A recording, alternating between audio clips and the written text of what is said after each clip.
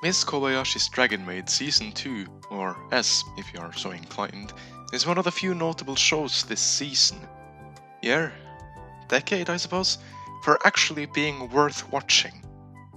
But what exactly, might you ask yourself, makes this anime so compared to others? Is it the crisp animation, the heartwarming characters and their relationships, or the suspense of what will happen now that we have a new character, or if Toru and Kobayashi will ever marry one another? The answer is, of course, none of these things. No, the things that makes this series worth watching is rather contrary to these bigger issues, the smaller things in it. Now, you might be thinking, of course, it is about enjoying the smaller things in life. I already got that much from it. But that's where you're wrong, dear viewer. I'm talking about the stuff that actually keeps you watching, and not just throwing it away like the hot garbage it really is.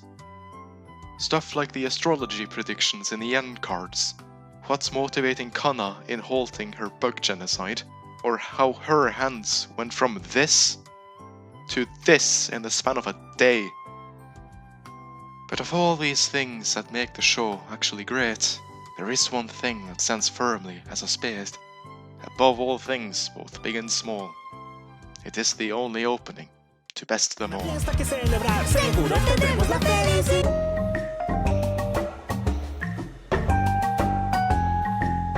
And much like Maid Dragon, Peep Show centers around the inhabitants of one certain flat.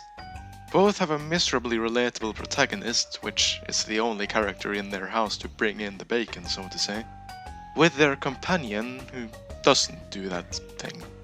At least one of them does some actual work though. With them, they also have a colourful cast of characters that play off of each other.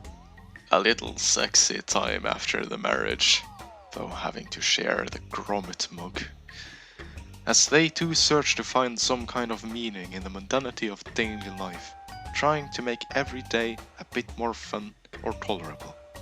As Toru has her tail to trick Kobayashi into eating, so too does Super Hands have his snake.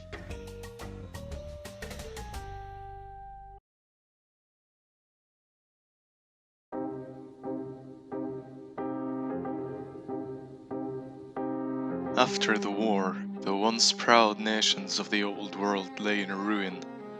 For miles in any given country, all you could see were ruins of villages and cities torn by war, crops rotten and burnt from scorched earth, and nature, God's wonder, ruined by man's own rage at himself. A reminder of the worst we as a species are capable of. It was from this that the old world had to rebuild, for what else was there to do?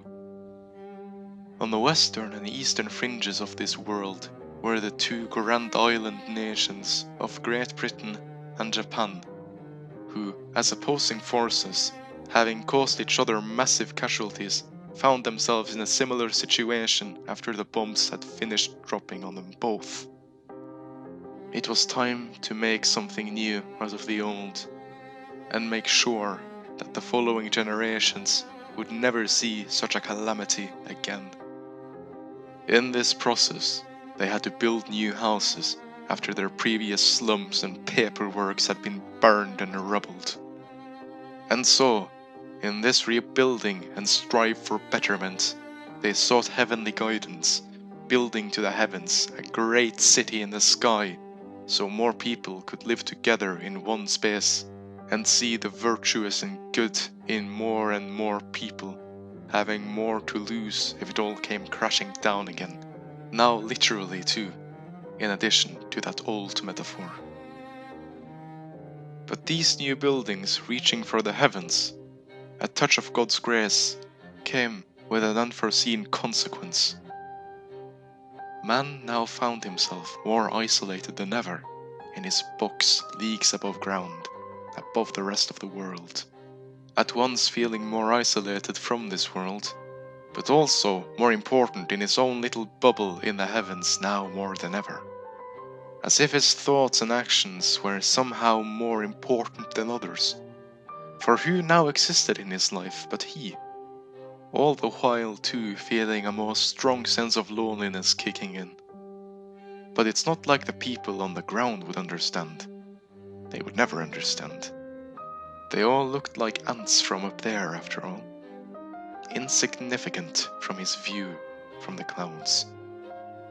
But in truth, the people on the ground, going about their lives in the streets below, could not be further from the ants. While ants have a common hive mind and almost no individual will, only to work towards the betterment of their colony, the ant people of the streets were all stuck in their own heads, with their own wills, all in their own little world. A lot of them, I am sure, did not care if they did some things that were bad for this imagined ant colony. But the distance to the man up top blinded him to all of this. He would never understand. He could never understand. For he had a view of the world, but not the insight of her creator. And he never would.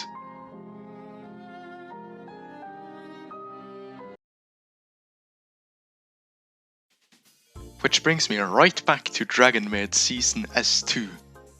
Though Kobayashi does live in one of them flats, she always has her friends and community at call, ready to stand by and aiding each other. And now the burning question of Kana's bugicide finally stands answered. Being new to this world herself after soaring through the clouds of her own realm, looking down at the people below, always in her own space, she did not understand these bugs below her. Working together seemingly like cogs in a machine for to do that which is best for the hive. They could never understand such a being as her. But in Season 2, she hardly ever eats or kills a bug when she does spot one, having lived among those who were all beneath her for such a long time. This, at the end of the day, is why this second season of Dragon Maid actually goes far and beyond in outdoing the first, and the rest of the crap in the Andosphere nowadays for that matter. Even if the rest of the show is a steaming pile of beetle dung. As said, it literally does come down to the smallest of things. And while Dragon Maid might be a more fantastical showing of this improved perspective of man in the urban jungle he has created, Peep Show offers a far more realistic take on the concept, with what you'd expect.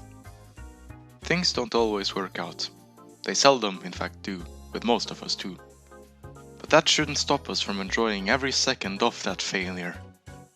Torturing a venomous snake, or eating some poisonous bug, just because we can. So whether in the old world you live in the far west or the east, there's always something to be learned from maids that peep. Unless you're in the new world, that place is just weird, isn't it? Dunno, fucking rental snake, innit?